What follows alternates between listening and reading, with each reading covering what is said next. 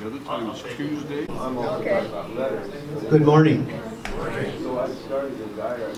Welcome to the Roy Branson Legacy Sabbath School class. We are now here to the end of, it's the end of September, because tomorrow is October 1st, so okay.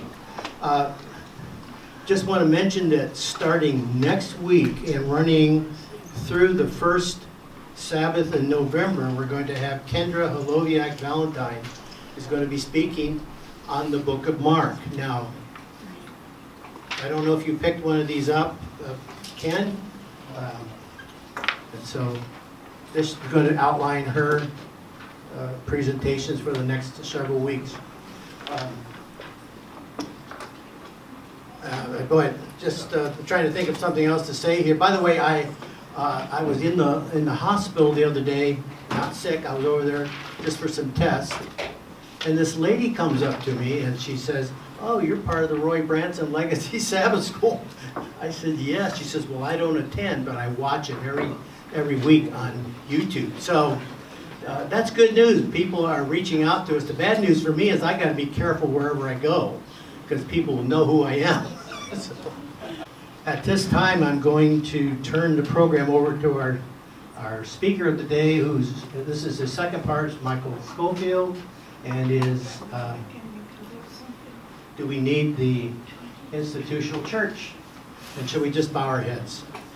Father, we thank you that we can gather again today, and we'd ask you to be with Michael, be with our class, be with those who are listening on YouTube. We pray that this will be a benefit to them as well. We pray in your name. Amen. Michael? I got feedback from last week's presentation. I'm dealing with a pretty delicate subject. I'll talk about that later. I got not direct feedback, but through third parties, that some people were unhappy with my use of the word jerk. And I do know of some synonyms I could have used. I learned them while I was in the Army, and I think you would prefer that I use the word jerk. So basically, a jerk was someone who demonstrated all these qualities, and they are a problem in the bureaucracy. As I was doing research for another project, I stumbled across this photograph of the Board of Trustees of Union College in 1960. I guess Theodore Karsich, some of you remember that name. I guess he was chairman of the board, and David Bieber, whom many of you know, was president of Union College at the time. Look at this picture. What do you see? A bunch of old white guys. Right. And that's the paradigm of purity which some GAC leaders want to return to. And I'm supposed to be helping you through the anxiety of the next week. I'm not sure I'm going to be of that much help. Last week we talked about some of the entrepreneurs that got things started in particularly Adventist institutions started. They were visionary, they were risk takers, they made things happen, particularly in a business sense. I got feedback on this slide from an attorney in the room who said, "What about Ellen White?" Well, Ellen White cheered a lot of these people on. I see her as a catalyst towards the development of the institutional church, but she never actually took a shovel or a hammer or built an institution directly. So I got emails about that. We talked about large, complex bureaucracies and how jerks tend to populate certain places, and the tremendous damage they do both to the institution and to individuals. So why do institutions tolerate jerks? Well, because of nepotism, cronyism, or they have essential knowledge or perform an essential service which is difficult to replace. Remember, the pond is small. Some NFL owners probably are thinking about that right now because they can't fire people that they've paid a lot of money for. We talked about the tension between the institution and the individual employee. There's kind of a mutual dependency and vulnerability. And so one bad apple can seriously hurt an institution, but the institution, just because of the structural and policy inefficiencies, can hurt individual people. And I know of a number of people that have been hurt badly personally probably because of jerks. We talked about parallel disconnects. There's a disconnect between the formal theology of Adventism and the popular theology. What did you call it? The pew? Theology of the pew? Something like that.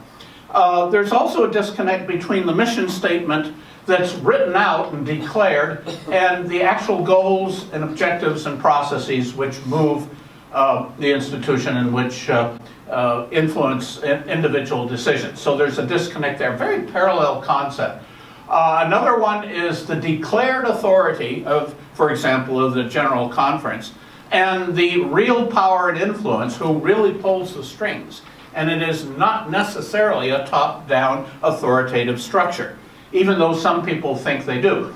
My impression is the Union Conference presidents make up the majority of the nominating committee, and they are the most influential slot in the whole church structure. That was particularly evident in the Davenport scandal.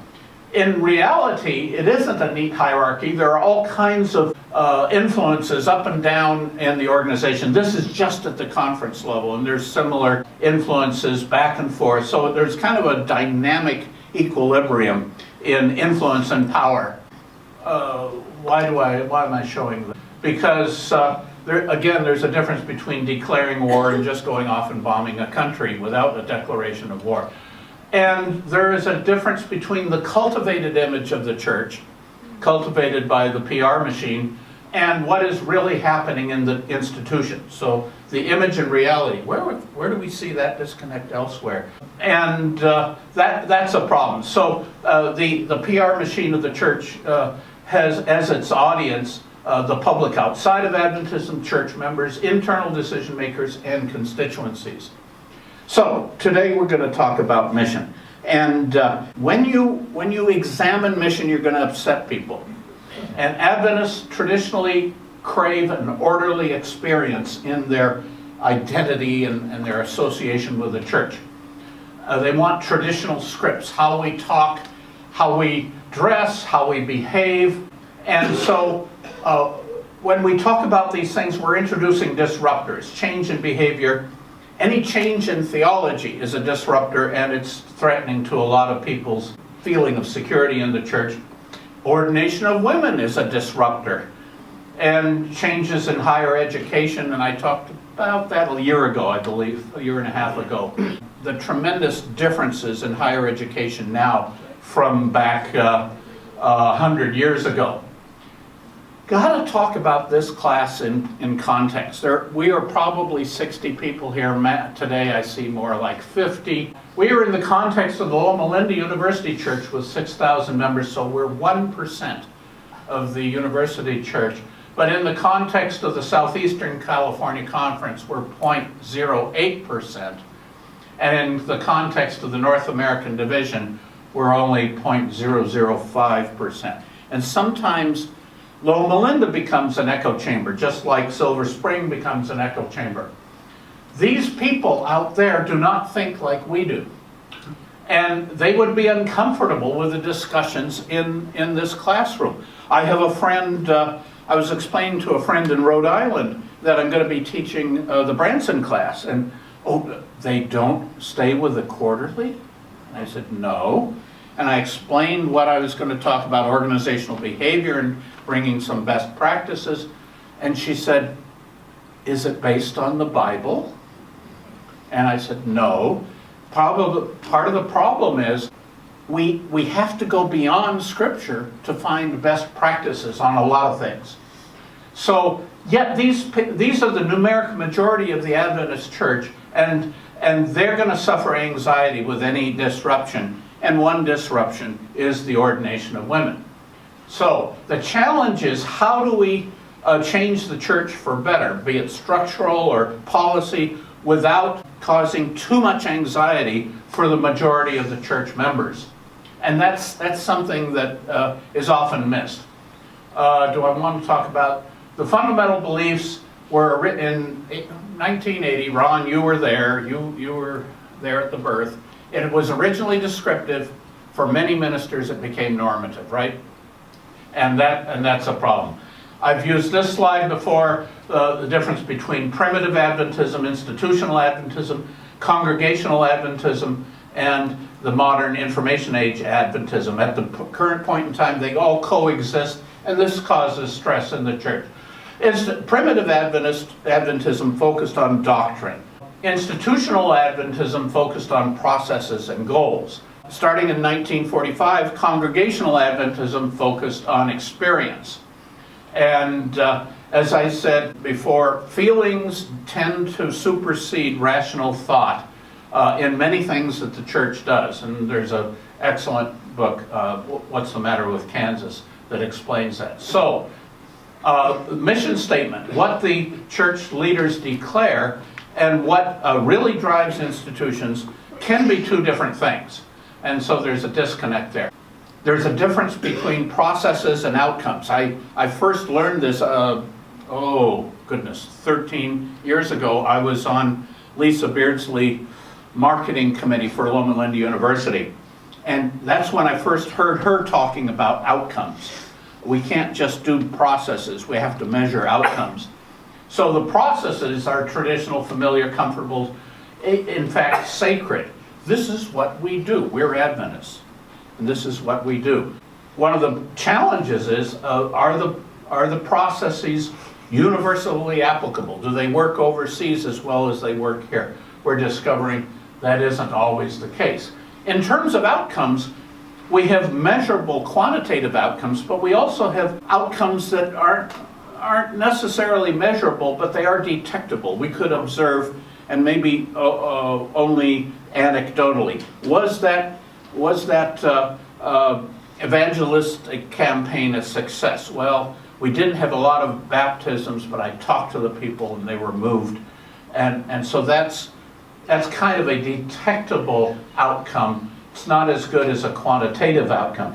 The dangers of quantitative outcomes, just like the number of baptisms, is that we teach to the exam. We maximize the quantitative part of what we do to the detriment of other more lasting activities. So, I was talk about evangelism a little more in a minute.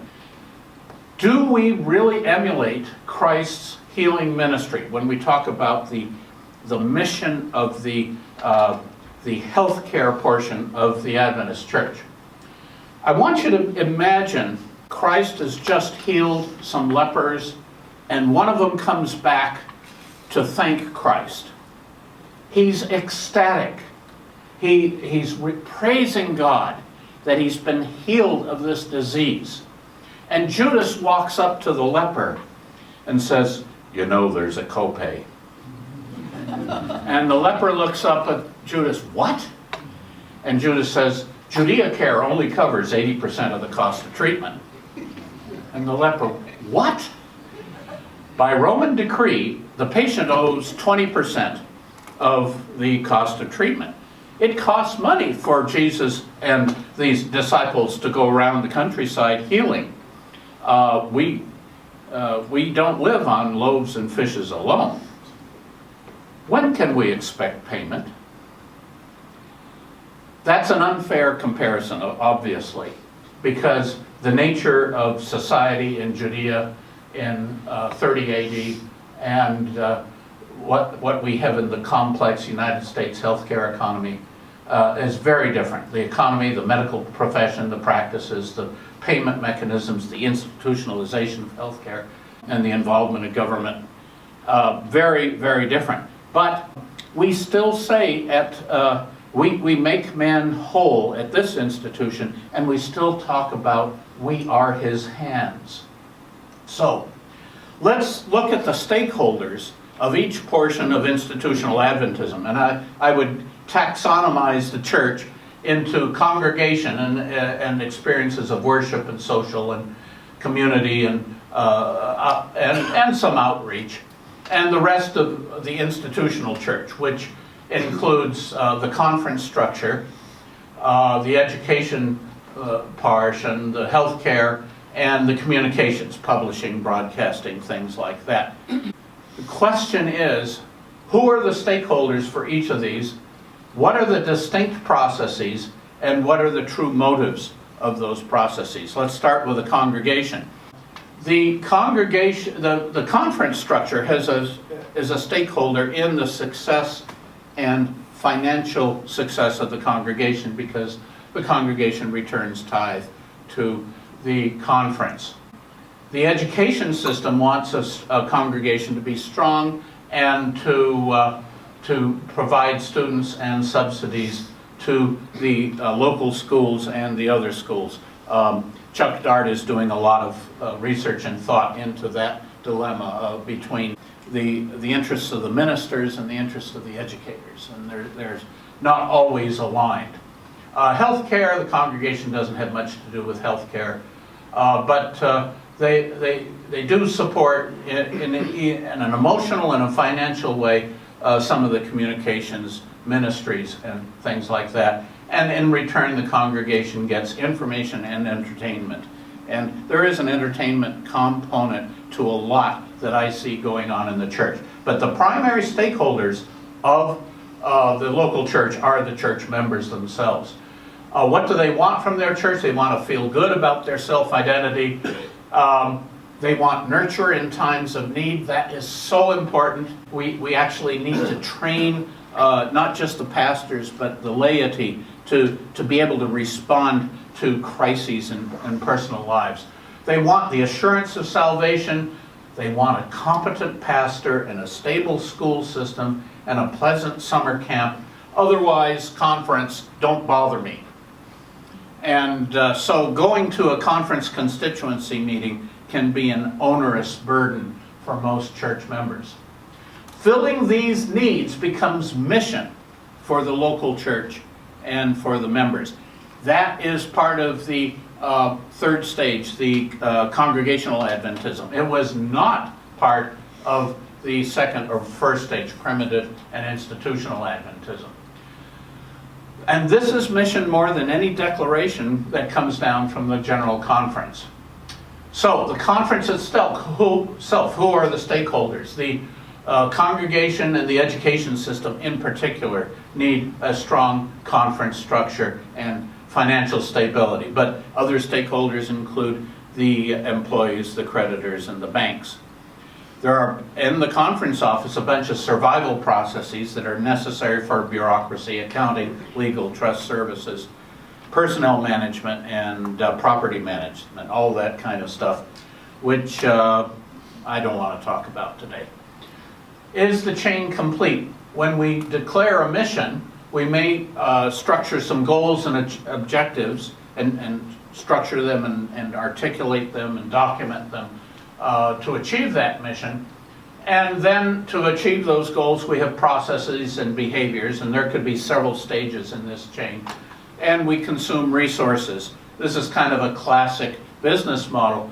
But what about outcomes? If we just look at the goals as we articulate them and not think about the outcomes and measuring the outcomes, we may be wasting a lot of resources and not accomplishing much. So again, what are the metrics of success? Do they truly measure the desired outcomes, both short-term and long-term? And can they be faked? What are the desired outcomes of traditional public evangelism? I don't see any evangelists here. Baptisms, obviously. But is one of the outcomes a true understanding and commitment to the faith, both of Christianity and Adventism? Is there a long-term commitment and integration into the faith community, basically the congregation? And that long-term integration is more complex. It involves culture, and it involves patience and listening. And some evangelists are not good listeners. and they ride into town and they set up the meetings and they want the support of the local congregation.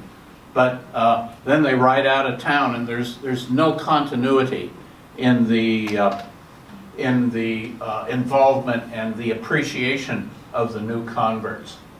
I'm kind of down on evangelists, but I have a lot of examples to be down on. These are just some that I got, and this is just letters A through C. Okay? And I have to be careful about the words that I use to describe these people. What is there accountability in their ministry to what they are doing? Church members within the church want to trust their leaders. They don't want to wrestle with any doubts about the confidence or trust that they've placed in the leaders. So they really don't hold church leaders accountable for their misdeeds. And they would rather cover it up, they'd rather the leaders cover up the scandals than have to deal with it emotionally. But voters do the same thing. They returned Mark Sanford to Congress after his cavorting and with a mistress in South America. So evangelists, particularly independent evangelists, experience even less accountability. And the donors ignore the evangelist's abuse. And this to me is a problem. For example, Morris Cirillo made the mistake of getting this photograph taken in front of this aircraft. The aircraft registration number, I looked up in the FAA database, and it is owned by Frontliner Inc. Corporation, a Delaware corporation. The address is Aero Drive in San Diego, and the sole owner, when you go to Hoover's business directory, the sole owner of that corporation is Morris Cirillo. It is a Gulfstream G4, has a range of 4,800 miles, which means he could conduct a evangelistic meeting in Dallas and then have a prayer breakfast the next morning in London. And it costs $36 million. Who paid for that? Okay? But not to be outdone, Ernest Angley has a Boeing 747, which had a list price of $83 million. And so I'm uneasy with any ministry that has a private jet. And part of the issue is asset utilization. And I have a sidebar I could go off on looking at asset utilization. Are we getting good return on our capital investment? Are we good stewards? But I'm not going to go there, so I'm going to skip over and talk about higher education. And I did this about a year and a quarter ago. We looked at all the stakeholders around a college, starting with the legal constituency, the GC, the union or conference leadership. Prospective students are stakeholders. They want us, if they're going to go to a college, they want certain services and credible teaching. The donors consider themselves stakeholders. That's an intersecting set with the alumni. The geographic community more and more is considered a stakeholder now, as well as the economic community, which includes the vendors. They want the college to be successful. The emotional community, my school, is a stakeholder. Prospective employers want the school to turn out competent graduates, particularly in a lot of fields of business and social work. Government has an interest in what the school does. And finally, last but not least, the faculty and staff want the school to be successful and to survive. They don't want to collapse like they had at Atlantic Union College. Okay? So meeting the needs and expectations of these stakeholders, I would submit, influences behavior. And so you may have a declared mission statement for a college or university, but it's meeting these needs that becomes mission. As SDA enrollment percentage of enrollment declines, schools must be sensitive to their non-Adventist economic and geographic community. I don't know the exact numbers for La Sierra, but you sit down in the cafeteria with students, and they're coming from all kinds of places in the Riverside, San Bernardino area, and this is their first exposure to Adventism. They come from Catholic, Baptist, Hindu homes. So we must be more sensitive. My understanding of the establishment of San Manuel Gateway College, and I took a tour of it this Wednesday, a very impressive facility. I haven't seen interior architecture that good since I was at St. Olaf's up in Minnesota. This is part of Loma Linda University's way of reaching out, recognizing the importance of the local community, whereas 50 years ago, our only market was the mission field. So this is a substantial change. I noticed that at the groundbreaking ceremony, Ted Wilson was there, so he must be endorsing this, or somebody dragged him to the... There's a 1-hour topic here, because where the money comes from always worries me. Okay, that's another topic. Who are the stakeholders for healthcare? First and foremost are the patients and family who are receiving treatment, and they're part of the geographic community that's receiving treatment.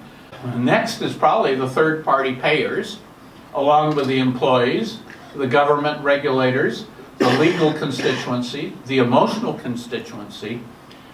I had a friend who used to say, our Seventh-day Adventist hospital and you name the country.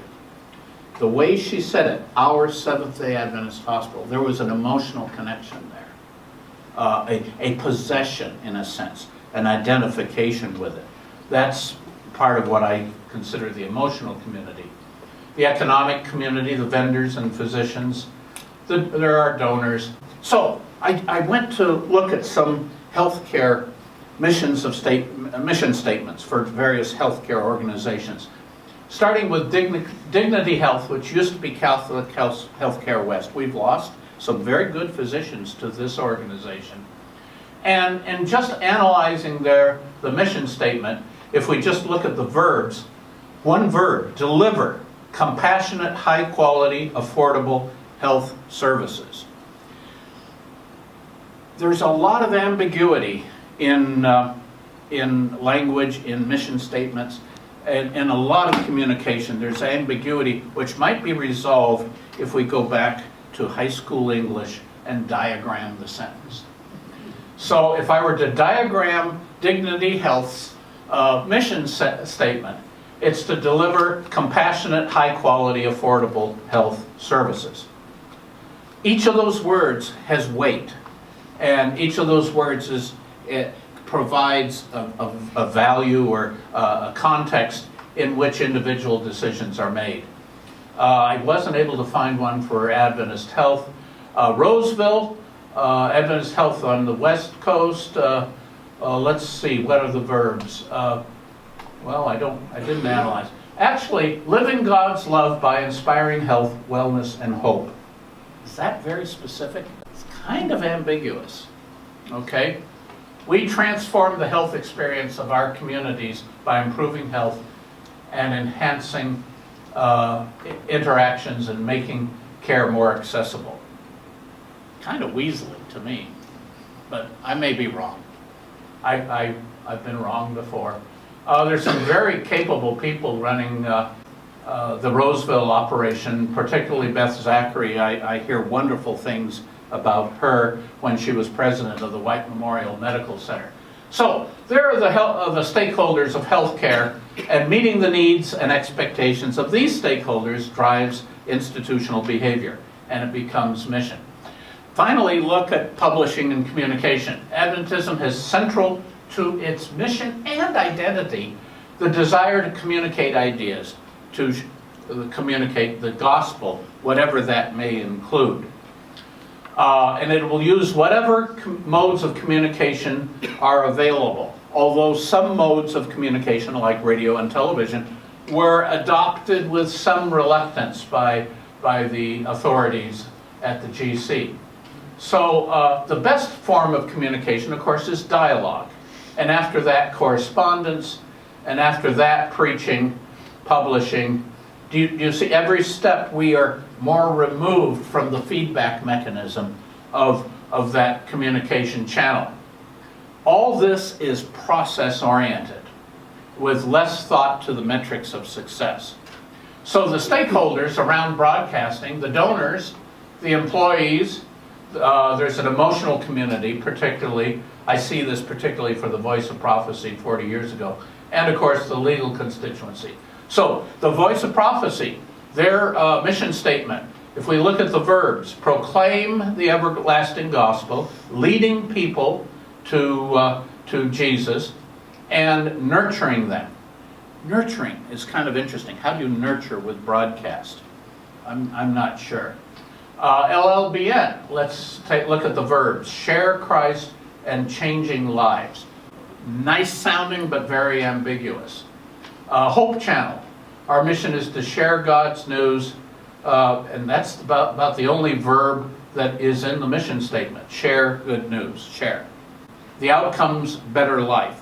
Whoa, is that ambiguous? Okay, you could say that about a lot of social service agencies. 3ABN. We produce programming that reaches people where they hurt, offering real answers from God's Word. So reach and offer are the verbs that I see there. A lot of other ministries I didn't dig into, but when these folk have booths upstairs at APC, the devil in me, I'm an evil person deep down, and the devil in me wants to walk up to the representative in the booth and say, how are you different from that ministry? And there'd be some awkward tongue-tied moments there. Is your market different? Is your culture different? Is your message different? How are you different? Because I kind of see some duplication here. So, and I think we talked about this in January, the conundrum of broadcast communication, that worldwide there's so many more channels, a lot of advertising noise, more competition for the consumer's attention, more difficult to gain the attention of any individual audience, and the temptation to become sensational. Boy, wasn't there sensation in some of the evangelistic campaigns 40, 50, 60 years ago? And so some institutional goals unrelated to mission, I'm shifting a paragraph here, financial and legal survival, combating litigation, or defending the institution against litigation, as well as collecting debts.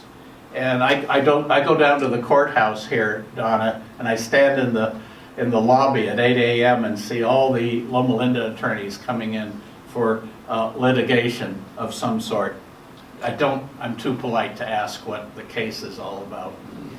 And protecting the assets. That's the nature of institution. Recruiting and training suitable, and retaining suitable employees, and treating those employees with satisfactory benefits. And how about treating them with respect also?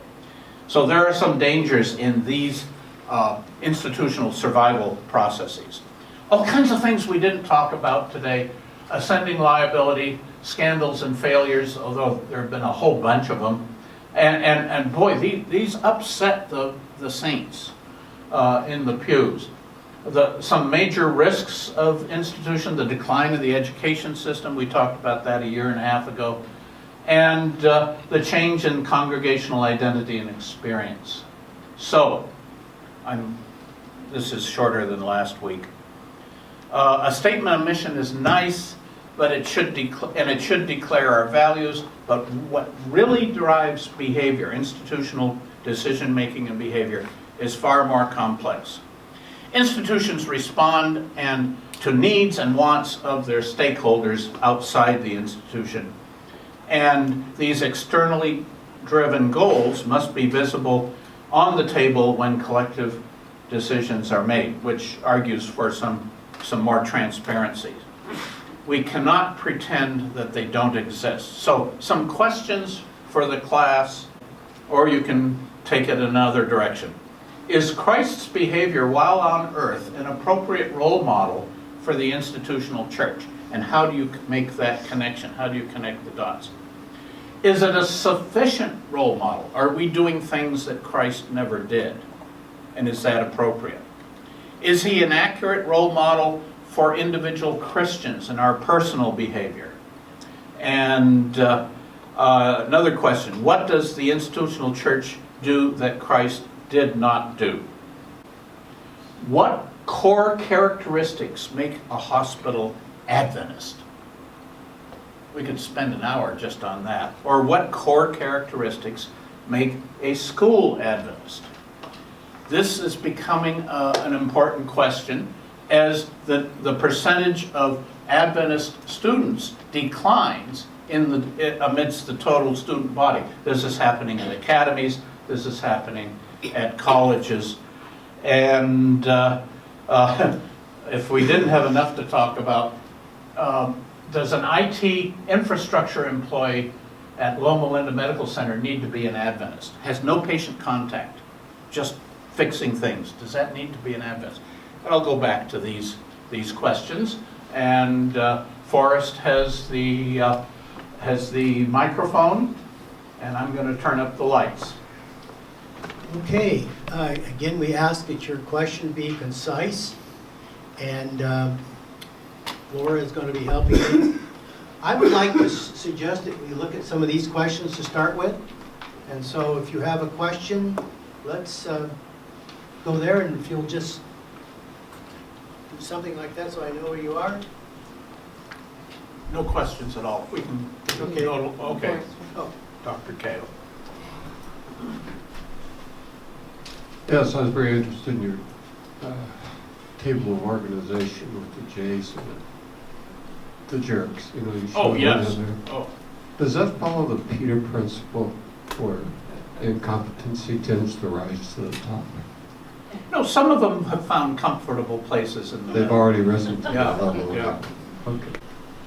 What, I don't remember if you were here last week, but part of the problem is the enablers right above them that don't see. Part of that is communication, part of that may be lack of an ombudsman, or in the government, it's an inspector general who would have free communication with the worker bees to gather that kind of information that you've got a problem here somewhere higher up in the organization. And I don't know if we have that in this institution. Yes? I just wanted to make a comment. You sort of asked a rhetorical question about whether a broadcast program can be nurturing in reference to the voice of prophecy. I think the argument there would have to do with the fact, I don't know if they still do, but they used to run a voice of prophecy Bible school where they sent out lessons and people would send back lessons, and so there was an interaction going on there. So I think the word nurturing is justified in that case. It is an interaction, yeah. Whether the focus of those lessons, though, was the scripture and the doctrine, not necessarily the personal needs and anxiety of the listener, the individual. But I could be wrong. Dave? I'd like to suggest that the first question is a particular and microscopic specification of the question as to whether Jesus is an exemplar for us in any case. Mm-hmm. And there are typically 5 answers to that, right? 1, no. The other, yes. And the Catholic answer is yes for some people, but not everybody. Okay. So those are 3 extremes. The Lutheran example is to say, okay, we're in a dialectical relationship. In some cases, yes, in some cases, no, but there's this paradoxical relationship. And then you have the idea that it should be a transforming pattern. But in any case, the 3 main patterns are, yes, Jesus is, and you get that in the sectarian churches. Yes, Jesus is our example. And then on the other hand, the large state churches, no. Jesus is our forgiver, not our example. But then in the middle are the Catholics who would say, okay, we have certain orders for whom Jesus is an exemplar, but not for ordinary people. And so the question is, where does the institution fit amongst these alternatives? My only suggestion is that that's a specific question of a much larger question. That's what I'm trying to suggest. Okay. And worthy of discussion sometime in the future? Or even now. If someone is brave enough to navigate that. You're bringing, I appreciate what you said, because you're bringing to that question knowledge that you've parsed the theology more than I have, and so you would be useful in that discussion. You don't think so? I see Jan, but also Graham. You know, in terms of the nurturing function of the broadcast ministries, I was fascinated by the fact, and I never understood it maybe until this morning, that my parents, when they were courting at La Sierra, what was Southern California Junior College or whatever it was at that time, and they wanted to get married, they didn't go to the local pastor in La Sierra. They discovered that HMS Richards was in Phoenix, and they traveled to Phoenix so that HMS Richards could marry them. Wow. So they must have identified with him and been nurtured by his broadcasts in order to want to do that. Or it was the best nurture they could find. Maybe so. And the other thing is, in spite of the failures, the many failures, or supposed failures of our hospitals, my mother had one child at St. Helena, another one at Glendale, and the third one at Loma Linda. So she, no matter where she was, she looked up an Adventist hospital. She felt better there. Yeah. And there's so many ways where our preference is for an Adventist context to whatever we do. I may have mentioned that when I went to San Gabriel Academy, my mother drove me and two others about 20 miles down to Downey to go to an Adventist piano teacher. And being Adventist really shouldn't make that much difference.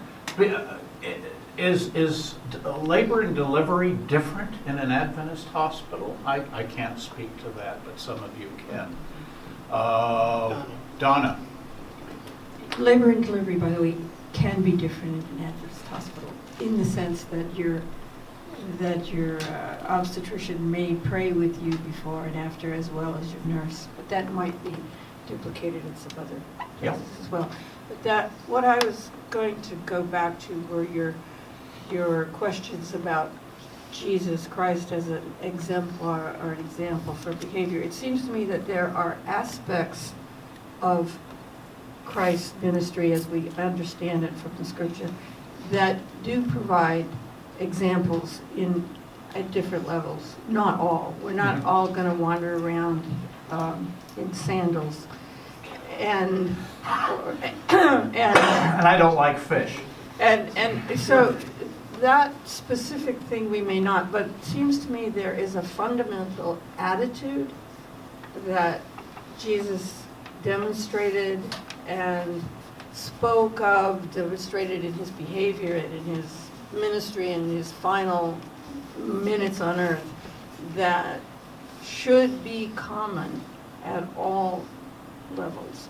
So is he an appropriate model for the institutional church? Yes, in that that's the attitude that as a corporate entity we should have toward the world. And of course the same thing goes for individual Christians. So the specifics of culture or life at the time he lived, that's kind of irrelevant. Yeah. So I would say yes, yes, and yes. And one of my hobby horses is the fact that Christ was so sensitive, I'll call it situationally aware, so sensitive to those around him, Right. that he said, "Who touched me?" in the middle of the crowd. And I think that kind of sensitivity is something we should teach and cultivate. We won't be successful with everyone in the church, but we should teach and cultivate. So you can walk, a person with this sensitivity can walk into a room with 10 people and very quickly determine who's hurting. That's almost, what's the word I want? It's not didactic, it's intuitive, but beyond intuitive. And perceptive. That's a quality of Christ that we should emulate here in the church, that kind of sensitivity. And maybe it can be taught. Yes? I would say that number 3 speaks mostly to the role model. I do feel that he is an accurate role model for individual Christians. I did not see Christ's behavior on earth really responding a lot to establishing institutions. Exactly. So therefore, an appropriate role model for institutional church, I would dare say that if all of us were accurate role models as individuals, as Christians, that it would impact on our institutions and the decisions that we make in our institutions. Having worked in and out of our institutions, I don't see that happening, which is kind of sad because one would wonder, are we doing number 3 question as well as we all could be? Yeah. I look at my own business and find times that I have failed to reflect Christ in relationships with my employees, for example, or with others. And again, if we were to zero in and really be that reflection of Christ, it would, what would you call it, flow uphill to the institutions. Yeah, as I get older and as I am more perceptive of the people around me in the church, I see a few jerks, but I see a lot of saints. And I see saintly behavior that isn't necessarily great oratory, but we ought to celebrate the saints. When we see a saint, we should cheer him on. We should show appreciation for that, for whatever that saintly behavior.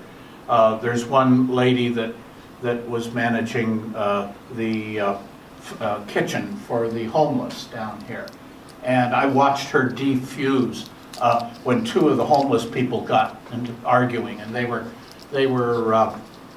not all cognitively there, I guess is a fair description. And she walked over and she touched one on the shoulder and just calmed down that situation. That to me is sensitive, saintly behavior. That should be celebrated. Graham.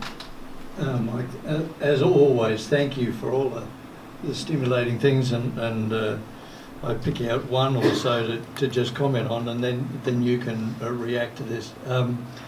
In defence of jerks, I being the chief. yeah. I know there are negative aspects to what you put out, but people who start up something are often very strong in ego and vision and ambition, and their personality might fit it all.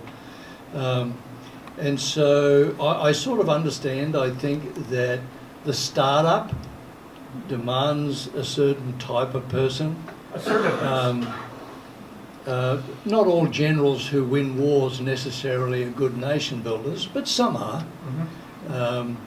And I'll just tell you from my own life, I realised very early when I was a young minister and put in an evangelistic team that my personality probably was the thing.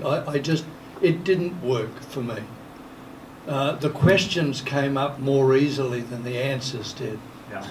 However, I understand that those evangelists, and I wish some of them would lessen their snake oil activity, sales.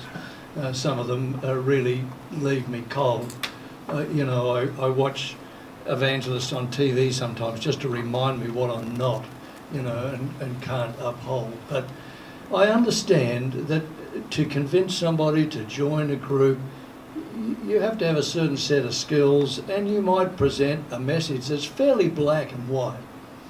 Now, but then the church pastor might come along and nurture and roll. So I think we have to allow that some roles are different, some personalities fit. And for my own life, I'll just finish with this, is that I realised I wouldn't survive as an evangelist because I kept presenting both sides of the argument, and it didn't work at that level. But I did find a spot being a youth pastor where I was with the energy of young adults, and they were on a completely different track, and the ones that were joining the church were not asking about Mark of the Beast and whatever. They were just, do we incorporate them into the fellowship of our church? So, I think one of the challenges for us now, and getting back to some of your questions, is that Jesus actually had it easy. I mean, when you're wandering around with a bunch of, 10 or 12 people, and you're brand new on the block, that's one thing.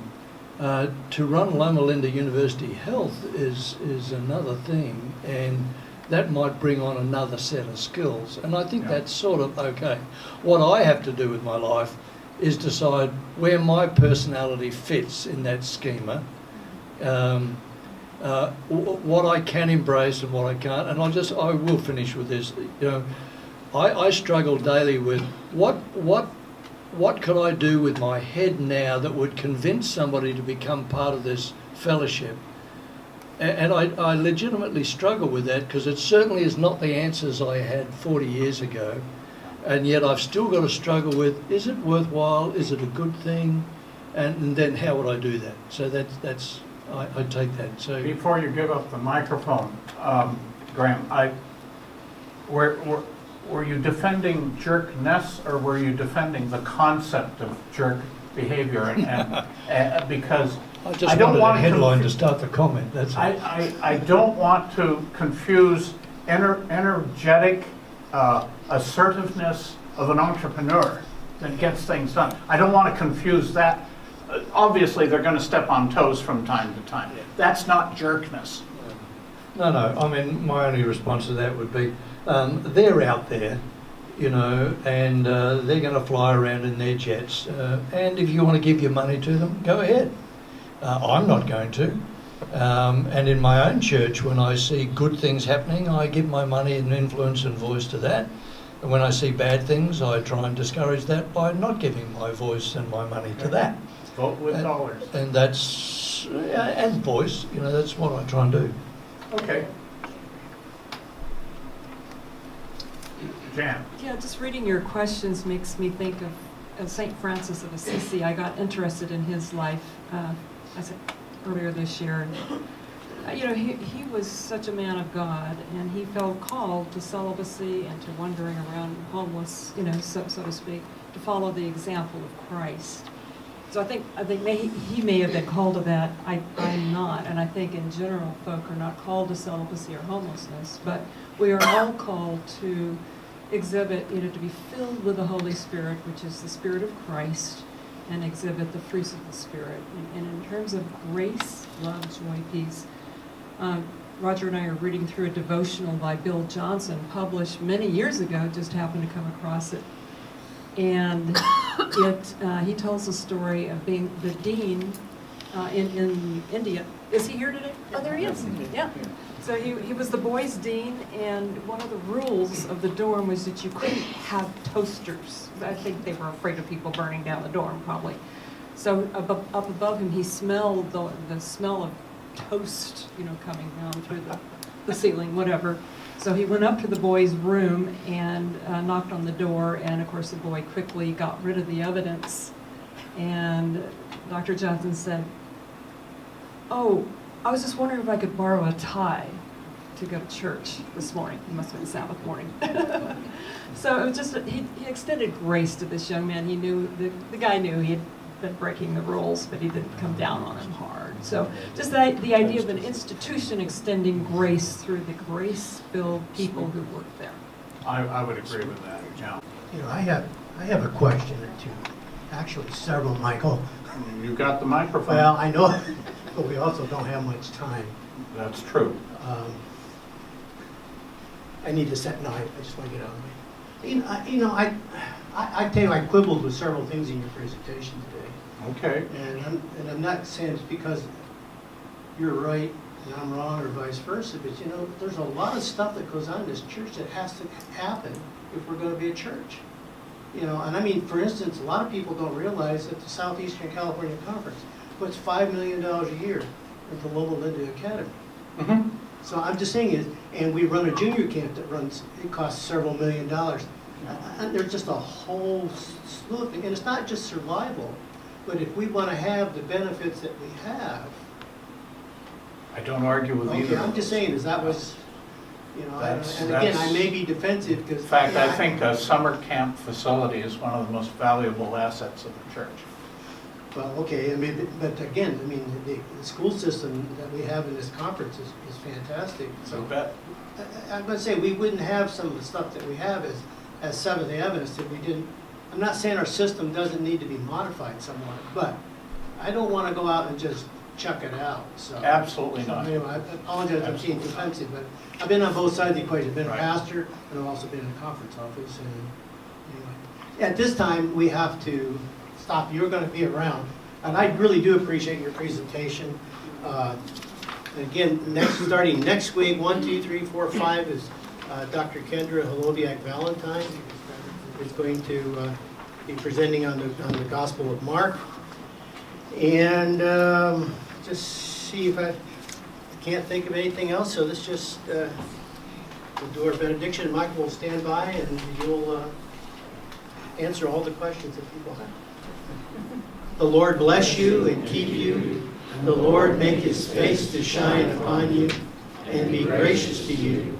The Lord lift up his countenance upon you and give you peace. All right. We'll see you next week.